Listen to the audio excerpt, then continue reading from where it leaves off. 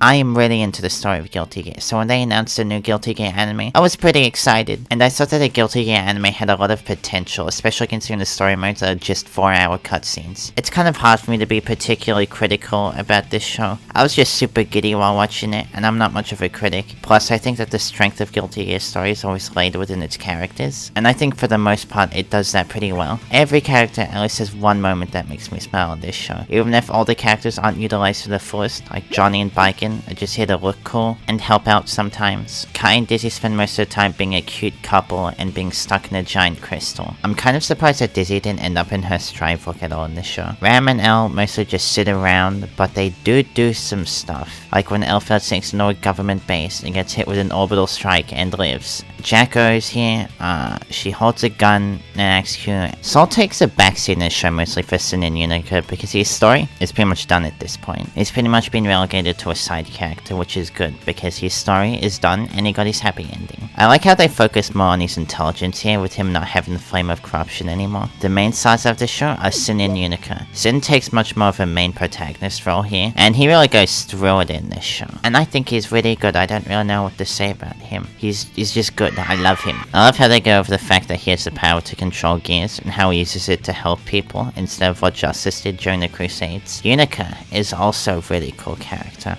I think she has a lot of potential, and it wasn't exactly realized to the fullest. She also feels like a bit of a rehash of the Valentines. We have the girl that is also a weapon of destruction turned into a good guy by Sin Kisuke, like 3.5 times. And you got Kai with Dizzy, so you can kinda count it as 4.5 times. Don't get me wrong, I do like her, and I think that giving Sin a younger sister is pretty cool, and I think her backstory is also pretty cool with her being from the future. I will say that her inclusion in Strive is kinda baffling, like she does not do any of this in the show, and she has had all this development off screen. You know what's cool though? Her dynamic with Bridget. Speaking of which, when I saw that Bridget was going to be in the show, and that she'd have a relatively important role, enough to be on the poster anyway, I was pretty excited, because she's like one of my favorite characters ever. She doesn't have too active of a role in this show, but she's still really important to Unica's development, which is really good, and I especially like the part where she gives a speech about finding her shape. That was beautiful, that was really nice. Although I'm annoyed with how hard she gets shafted. Like, she doesn't appear in all the episodes, which is fair enough because this is Sin and Unica's story, but she gets put on life support as soon as she's about to get involved in the main plot, just to motivate Unica. Like, I really wanted to see more of her. I really love this character. But it's okay, I guess, because we did get to see her butt-ass naked. You know, I'm also disappointed she didn't show up to Kai and Dizzy's wedding. I guess she was in the hospital or whatever. Like, couldn't they put her in bandages or something? I'll make it take place sometime after what happened in the finale. Alice shares all this new dialogue with Unica, I guess. That's cool. And